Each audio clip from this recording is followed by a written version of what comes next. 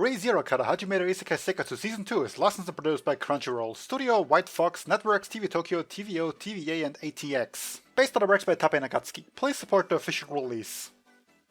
Hello, little Jack here with the mid-season finale of Re:Zero Season 2, Episode 13.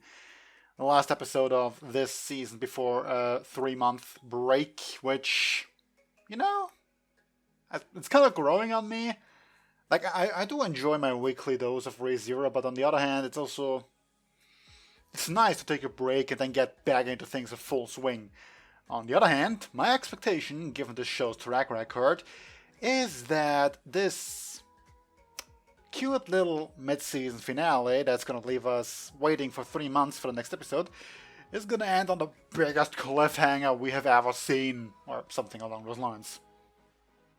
Like, seriously, who here is going to be surprised if that's the case? Nobody. Yeah, the answer should be nobody. Especially given the fact that you should be watching this after you've seen the episode, so you shouldn't really be surprised by anything that's happening. Yes, so last time what we had the big reveal that Ekina ain't that nice a person after all. Go figure, she is a witch after all. But I've mentioned this plenty of times by now, but I still hold her in good faith, you know? Like, maybe she's acting selfish and whatever, but she's also done a lot of good for us. And then sort of the tea party came together, or completely fell apart, depending on how you want to look at it, with all the other witches showing up, including, of course, Boss Lady herself, Sutama, at the end. Which is just to look forward to. I really want to get a little bit of dialogue out of her that isn't just I love you and love me. So, with that said, let's get into this. I'm excited! In 3, 2, 1, go.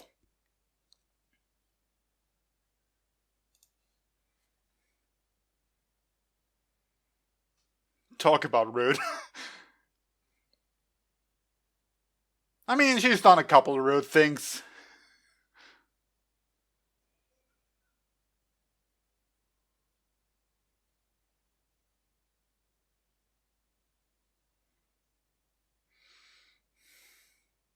And no one else. Are we still not getting an opening again?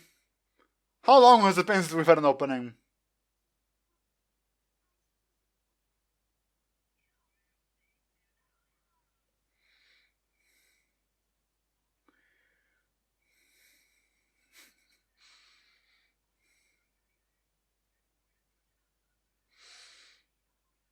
Well, I mean, you're very much relying on her because of the whole return by death thing.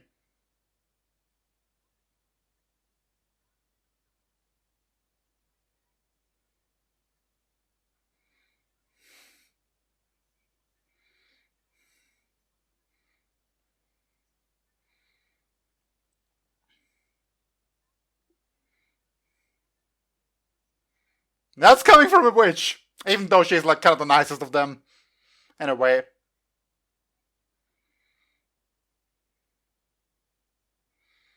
And she's defending Satula of all people. Now that's something.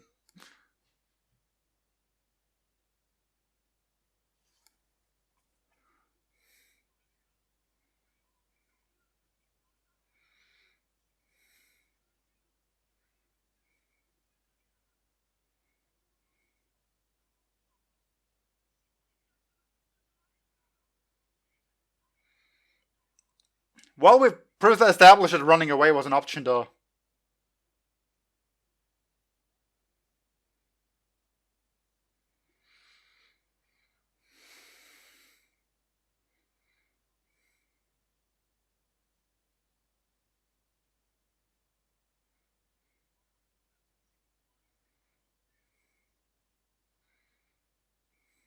Oh, that hits in your face!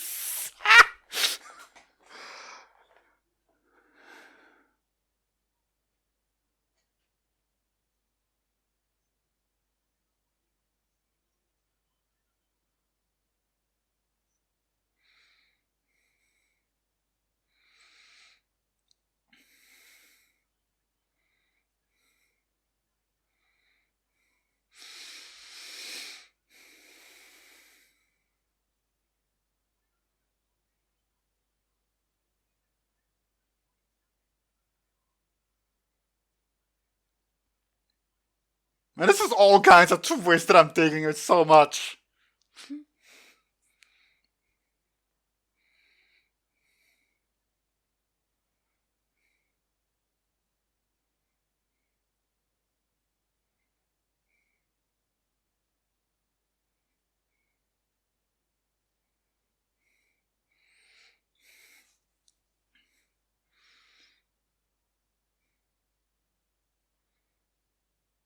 I'm also digging this OST, by the way.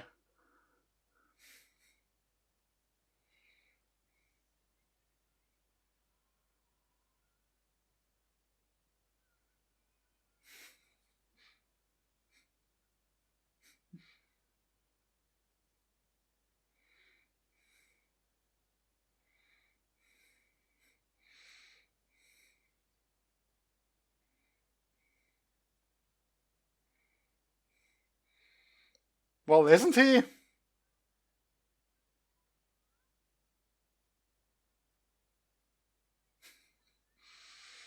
Well, youthful in a sense.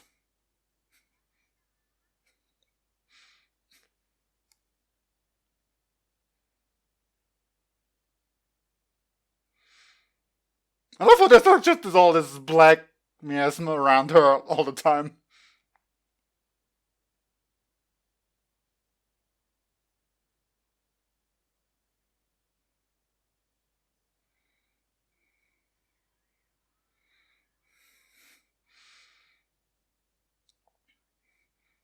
His voice actor should just keep showing off though, doesn't he?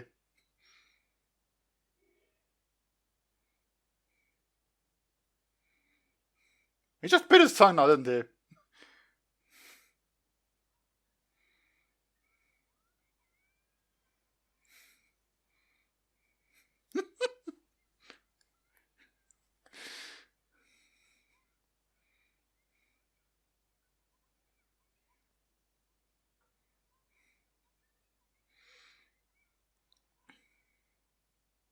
Well, taken out.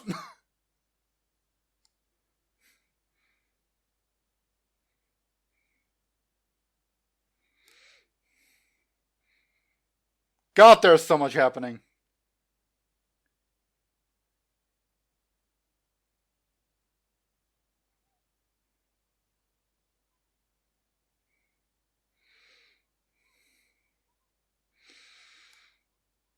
And I don't know, does suicide even in this thing, in this world, even work?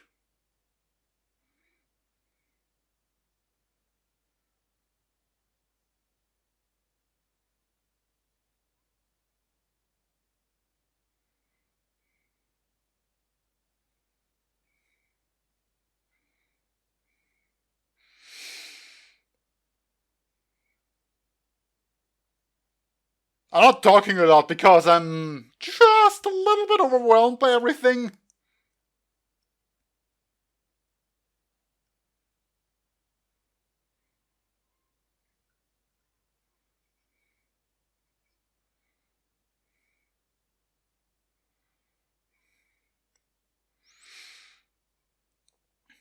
So, happy thoughts then?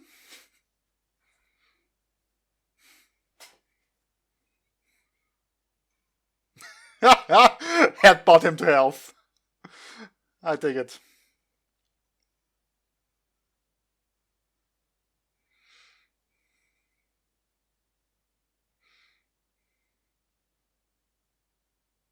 So yeah, he doesn't want to die.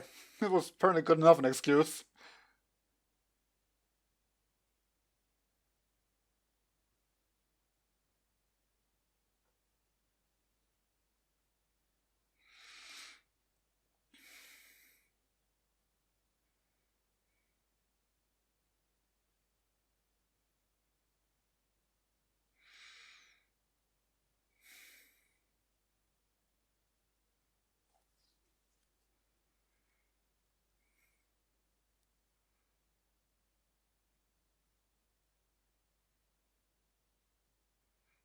So he's still somewhat stuck in the self-loathing thing, eh?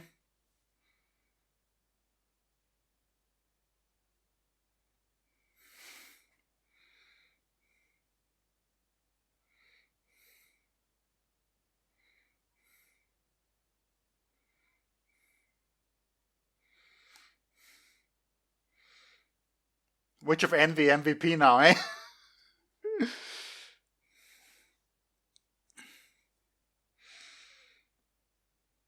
We're still lacking a lot of crucial information about what's up with her.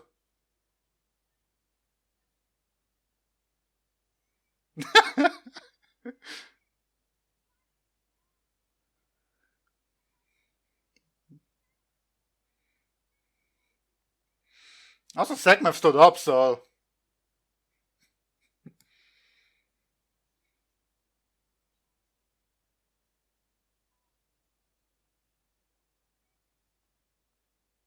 whatever for.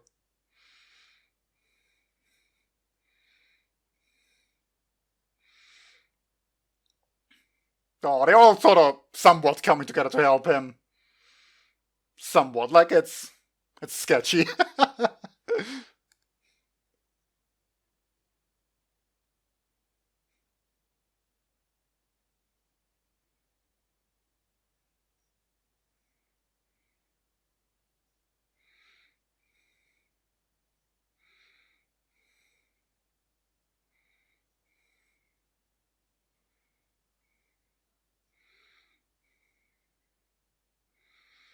He sure got a lot of backing in that sense, eh?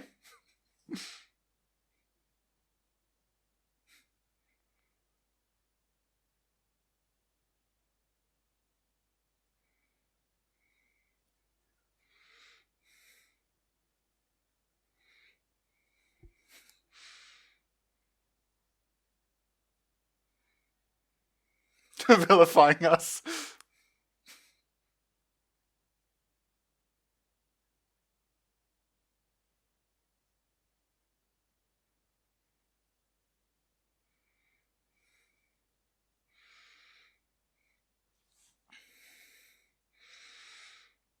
Such was the deal, yeah?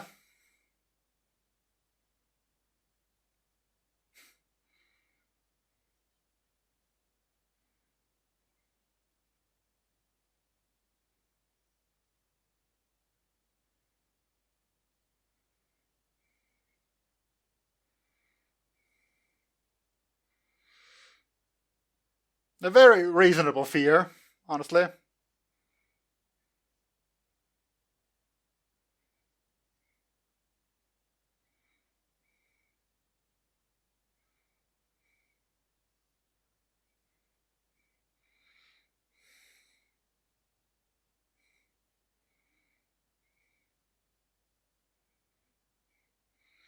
The very core aspect that he doesn't want to die is always so important to me.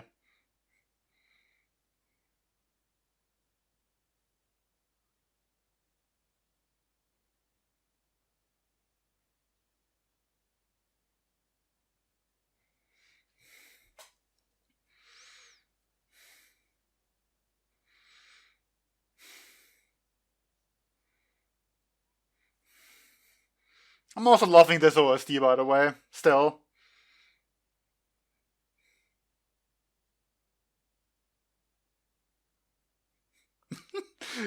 You should love going back to that, though.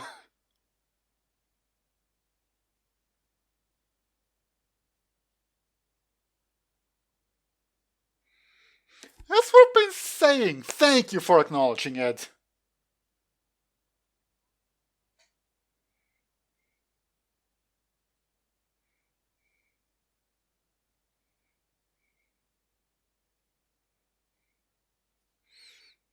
So a meddling loser.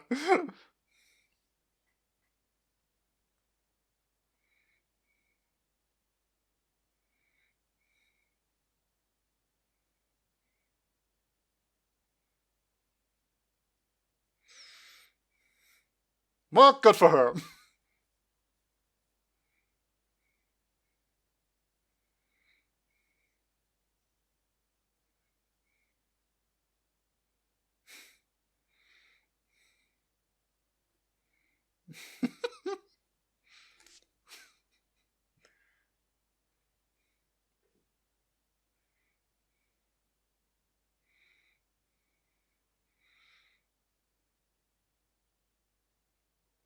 But what about her now?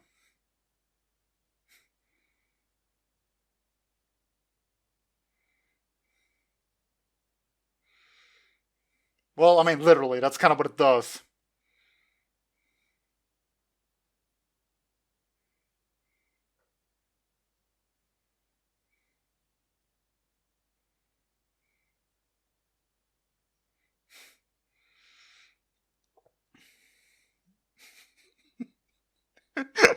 I love this. Taking advice from her of all people is so great.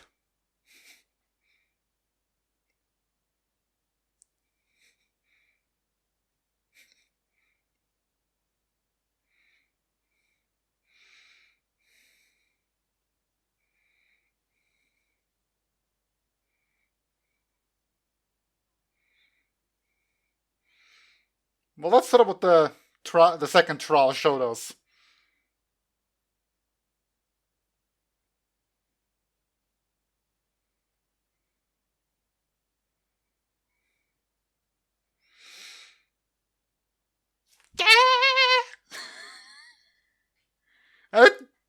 You're seriously leaving it out on that now? No.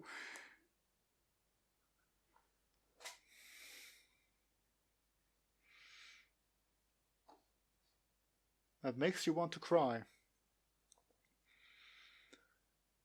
Well, they did say that Satana was basically immortal. But obviously, if she's somewhat of a nice girl, it really leaves a lot of questions, doesn't it?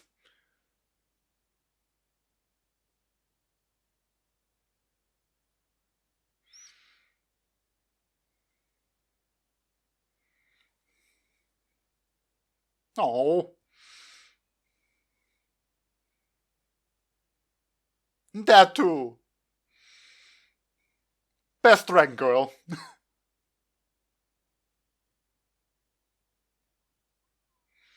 Because people care about you.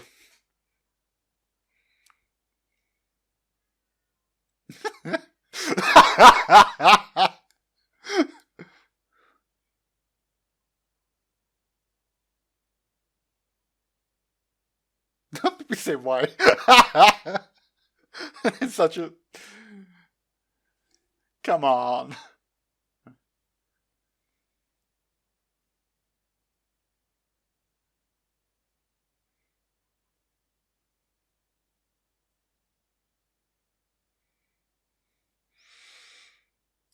So, you know, glass house and all that.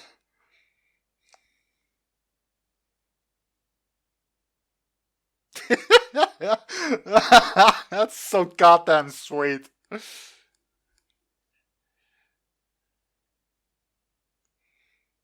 Yeah, the timing's a bit.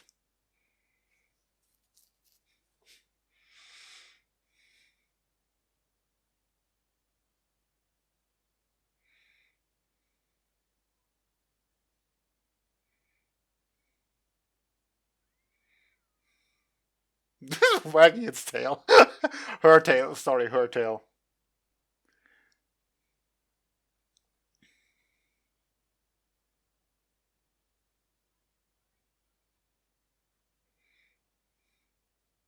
Fair enough.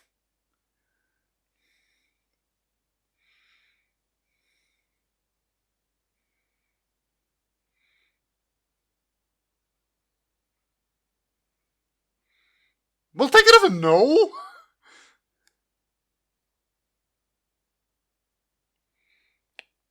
Or maybe he lost his privileges.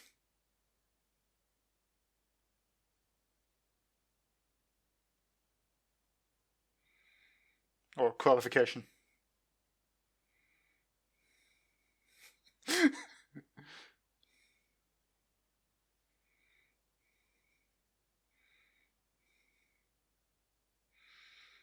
Well, I mean, you did reject her, so... I mean, it's kind of unfair to keep relying on her help, but at the same time rejecting her, so... It's... Point, you know?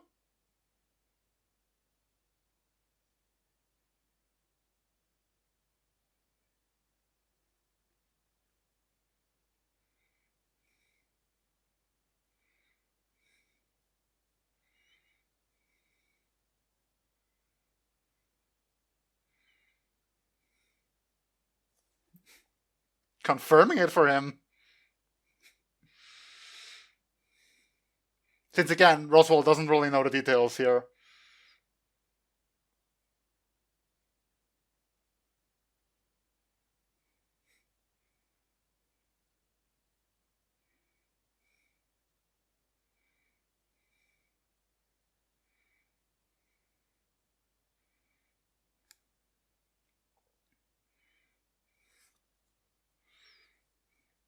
Fair enough.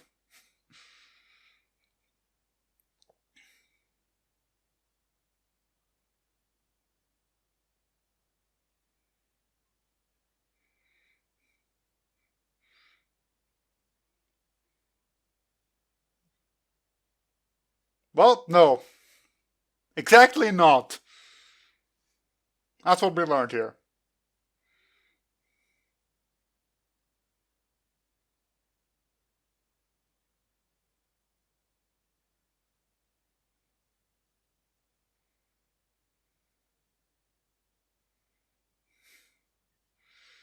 Is the makeup important then?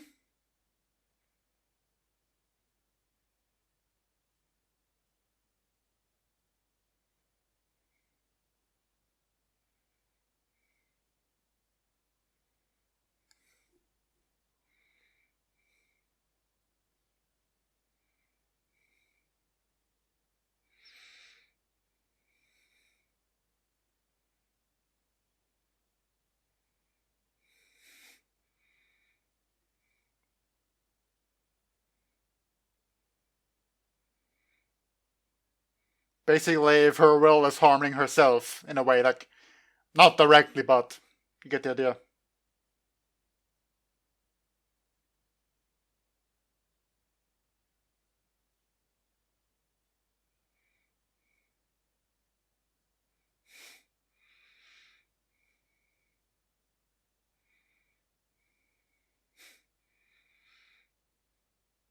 Like, basically, the last time he ignored her wishes, it didn't exactly go too well.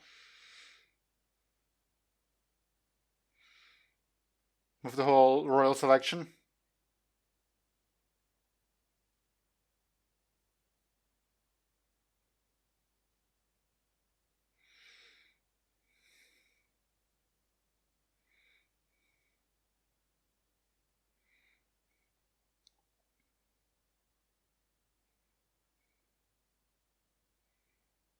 Well, of course. I would love to take a peek inside that thing.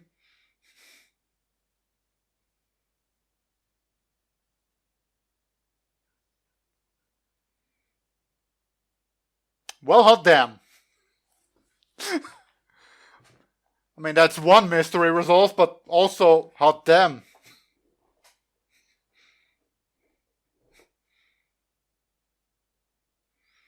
Well, this explains how they knew.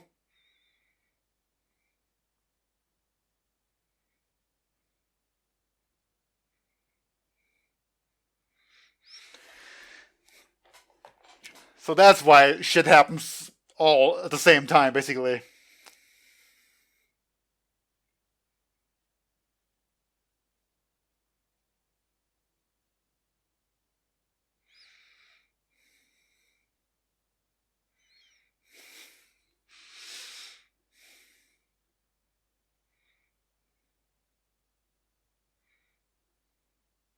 Those eyes, eh?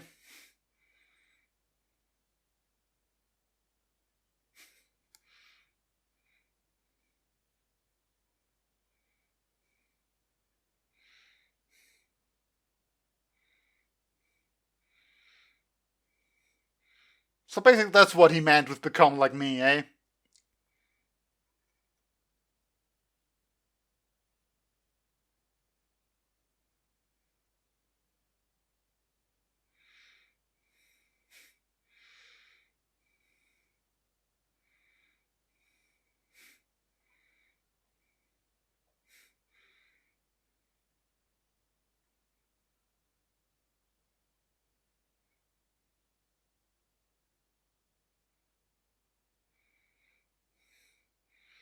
Yeah, this time around.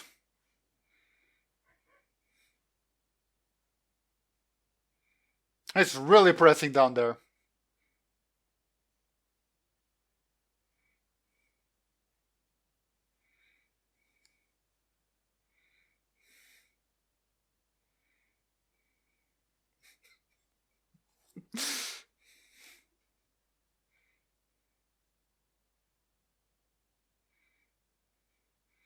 She's quite a greedy one after all, eh?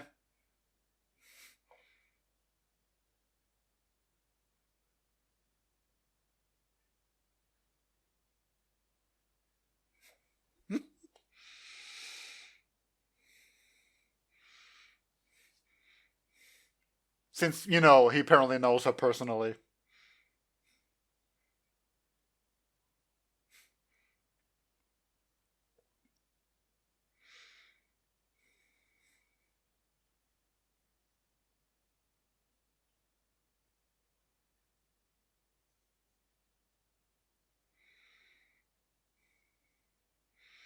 Well, as twisted as the whole believing in you part is.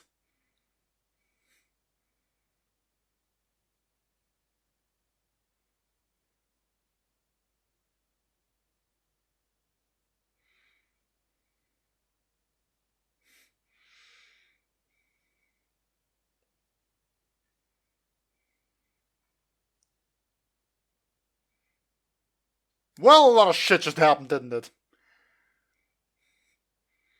But the crux of the issue remains, you can't save them all. At least surface level.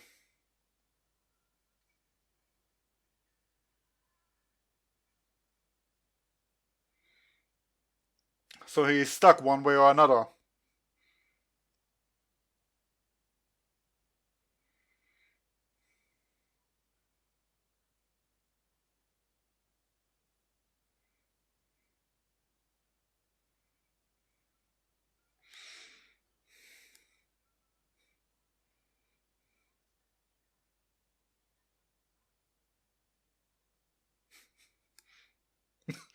Otto to the rescue somehow.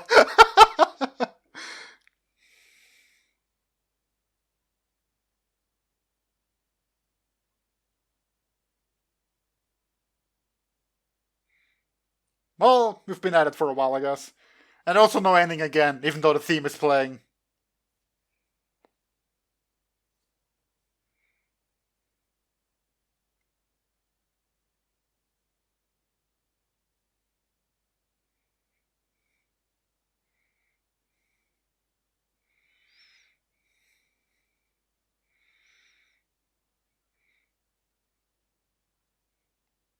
Also, given everything we've been through, a healthy dose of suspicion at this point is to be expected.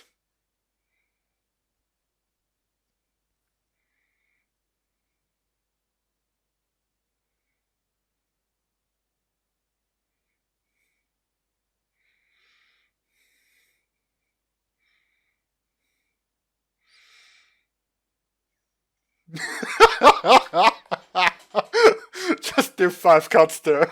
I dig it.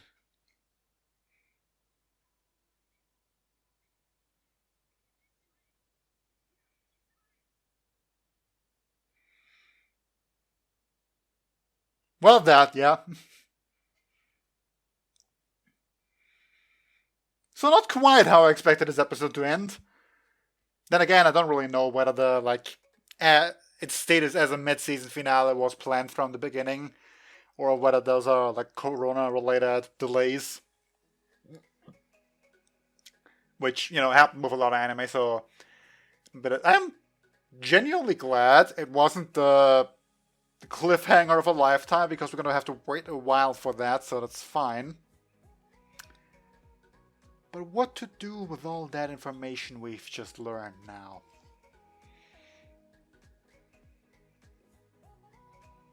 To love yourself a little bit more, that's interesting advice coming from someone who's literally giving him the ability to make do-overs by dying. But then again, at the end of the day, she doesn't want him to die, or be hurt, or anything like that.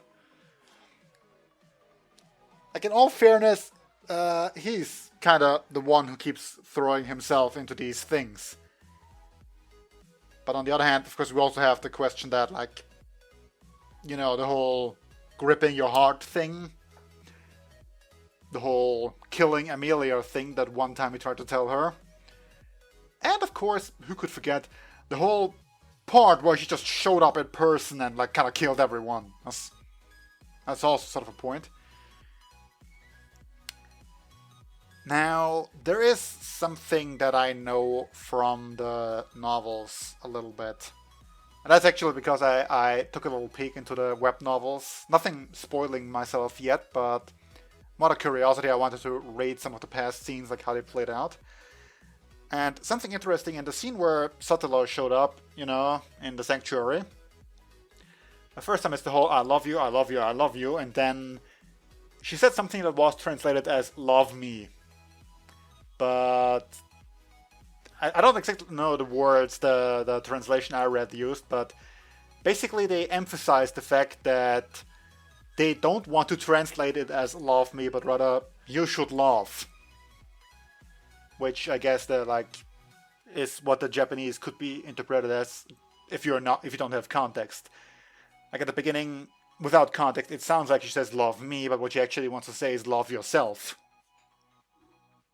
Which is all kind of interesting. Of course, next point is what exactly did Subaru give to Satola that makes her be in love with him. Like nothing that we know of in any way, shape or form. He just showed up, he just got like isekai'd one day out of nowhere.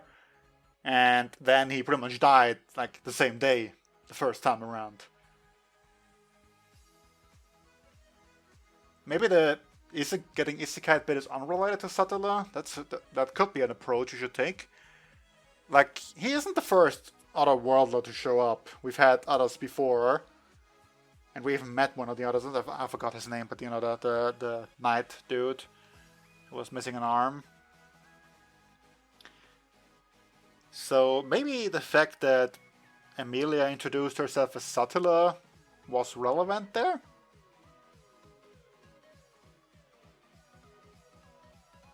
But then again, like, he clearly just plain up didn't know who Satola was at that point. So it's not as though just because they look the same or similar, and she did introduce herself as Satola, that didn't mean anything to Subaru really. He didn't know the legend of the Witch of Envy and all that after all. Yeah, there's still a lot of mysteries left, but at least we actually got a straight up answer for something. Roswell was the one who hired them, so all my questions about who did that and how did they know about, you know, the people that were at the mansion and all that, we now know. I will say though, how did he know about Petra? Wasn't she like... She came about later, I think, or were they together before that point? Like they left for the sanctuary at some point, but like Veronica and Petra came into the picture before then, didn't they? I think so, so yeah. No, yeah, Veronica was the one who told him she went to the sanctuary, I think. So, and I think this works out. It pans out somehow. Even if I don't get all the details right, I'm gonna give it the benefit of the doubt and say that it all pans out. What else? So, Ekidna is kind of, how should I say, teasing him a bit at the moment, in that she revoked his access to the trials. I'm still not sure whether or not he actually passed the second one. Like, he was just kind of stuck in those, like, how should I say, living through illusions and memories. There wasn't really anything for him to do, unlike the first trial where he had to accept his past and sort of, like, the goal was getting to the school. In the second trial, there is nothing for him to do because he's dead in literally all of them. So he's just living through them. Is the idea accepting them? Because I'm just not quite sure if so, how did he pass it? Of course, it also, like, the witches, which there's so much left to explore with all of them. There seems to be a bit of a rivalry between Ekidna and Satella perhaps. So at least Echidna seems the most bothered by Satella when she showed up. Like, a couple of the other ones felt sort of indifferent. Camilo was a bit on the how should I say, frightened side, but she seems so timid. She kind of seems like the person who's intimidated by anything, regardless of the fact that she's the freaking witch who lost. But yeah, again, given the fact that the lore is that she killed all of them, or at least that's the story we've been told, which again, I'm getting more and more suspicious about, given the way they act, all of them. It's sort of like, you're not anywhere near as upset as you should be with your murderer, is all I'm saying. I know they're witches and you shouldn't apply normal, rational thinking to them. I got that point by now, okay? But still, like, eh?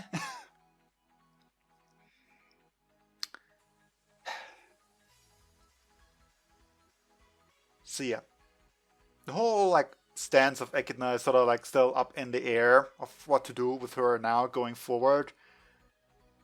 I remain on like what Subaru said. She has done so much good for us that she has a lot of goodwill that she has to work through before she becomes a full-blown antagonist that we could hate in any way, shape, or form.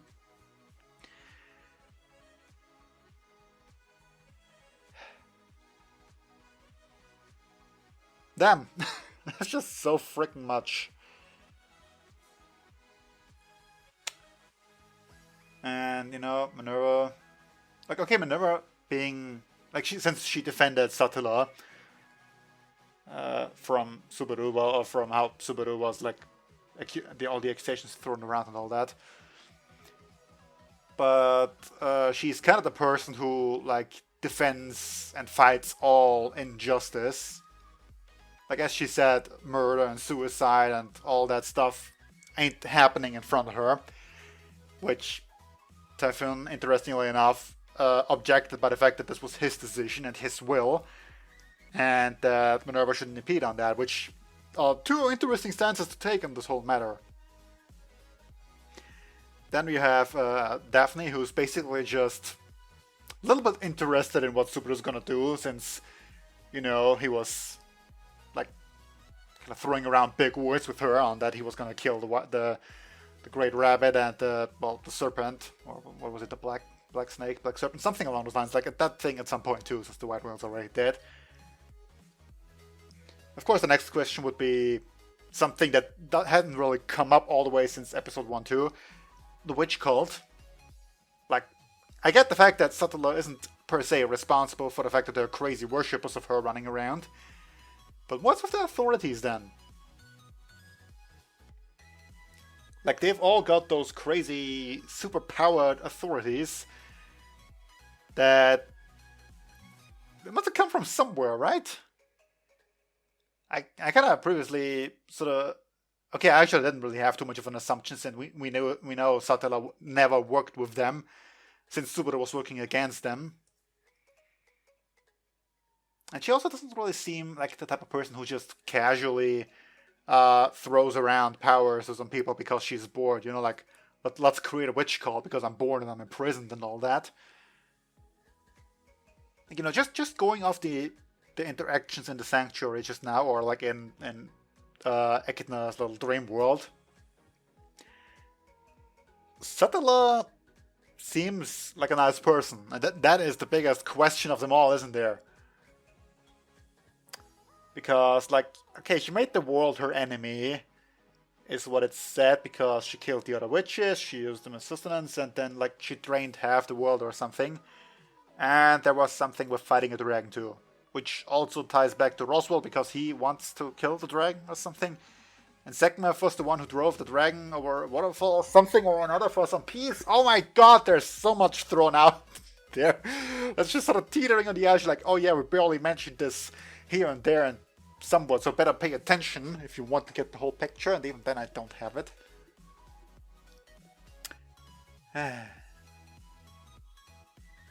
There's so freaking much going on here. I kind of think it's a great way to end though, because like I was sort of left on this whole we're gonna leave off on newfound determination for, you know, the second half of the fourth arc. But at the end of the day, we kind of did leave in Dispair again. Not as big as Dispair as we've had in other instances before, but still, it's still there, you know? It's something we should talk about. Now, of course, Otto being a real pro there. You know, best man and all that. What, we have a bunch of best girls, and honestly saying best boy just it sounds weird. I suppose that's a topic to be addressed, that we say best girl but not best boy. Well, we don't say best men either, really. But anyway.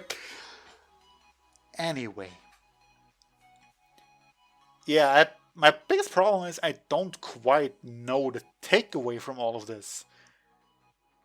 Like, Satoru said that he should love himself more, which goes both with his previous self-loathing as well as the fact that he's, in a way, been willing to just make himself the victim of all this. That it's fine if he suffers so long as everybody else is going to get out, that's okay. But at the same time, also, he doesn't want to suffer. He doesn't want to die. The fact that he doesn't want to die is such an important thing that it annoys me when people overlook it.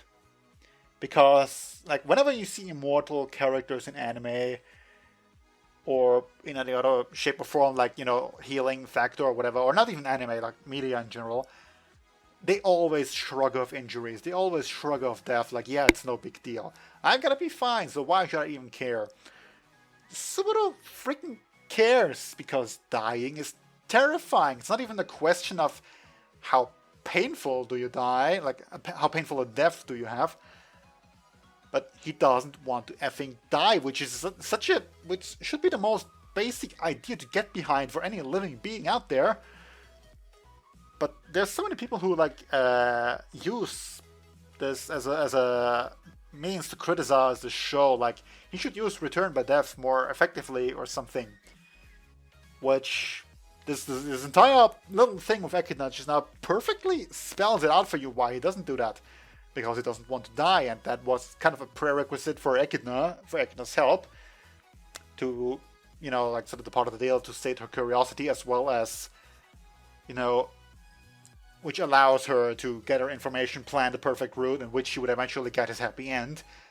But he would obviously be forced to kill himself a whole bunch. Like, so much, just for the sake of trial and error, basically. Like, in every life that he has, he tries his damn hardest to survive. Or, you know, suicide only ever happened in 1, 2, 4 instances. Like, he jumped off the cliff with Julius when he got possessed by battle geese. He stabbed himself with Rem, and I guess if you wanna count biting his tongue just now this episode. So that's 4 times, and those were all in desperate circumstances where he made a do-over to save someone who had already died. Like, there was nothing he could do from that point on other than a do-over. And my idea is basically that with Echidna, it's kind of like, okay, just abandon everyone for now. This time we're gonna explore in that direction and just see what we find, and then you know, you kill yourself so we can start over. And with that information we just learned, and I think that's what a lot of people expect from this show, from Subaru's superpowers here, that, you know, you can return in time anytime you want, just make better use of it, and that it just grinds my gears so hard. God, the show is amazing. I do love it, but now my problem is also sort of this thing that people who accept him and like him, I'm missing the one piece in there that in how this doesn't tie back to Rem again, because Rem already very plainly stated that she loves him. So he knows that there are people who like him, if even only that one person. Emilia also likes him. I think that point came across eventually, must have. So I'm not getting I feel like I'm just missing that one piece there that tells me why those don't count in those circumstances, or why that's different. Like, maybe he wants people to like him for his sake rather than, like, for Emilia and Rem, it's kind of the fact that he saved them. So you could argue the sort of like white knight hero syndrome kicking in, where you fall in love with your savior. And Patricia doesn't have that at all. Like, I don't remember him saving her ever. Like, outside of time loops that didn't make it. Yeah. God damn it, there's so much to this freaking show, and I'm so lost with everything. But I'm so in love with it. Also, Roswell's like casually 400 years old, by the way. So this whole idea of his family line is just a big fat lie. It was all him all along. Which again, like, I assume this also explains why he was so defensive of Echidna, or rather for Echidna, back during all the way at the beginning, and perhaps how he got a hold of the book, the True Gospel, because he knew her personally. Which again would be an interesting thing to ask her. But at this point, it's like relationships are a bit tense with her because you rejected her, and you shouldn't say she's a maiden at heart, and so she's a bit salty that she got rejected, I guess. In any case, though, this was great, and I've been talking for like 20 minutes now, so you gotta make a cut at some point. So that have to be all for now. Until next time, see you then. Bye.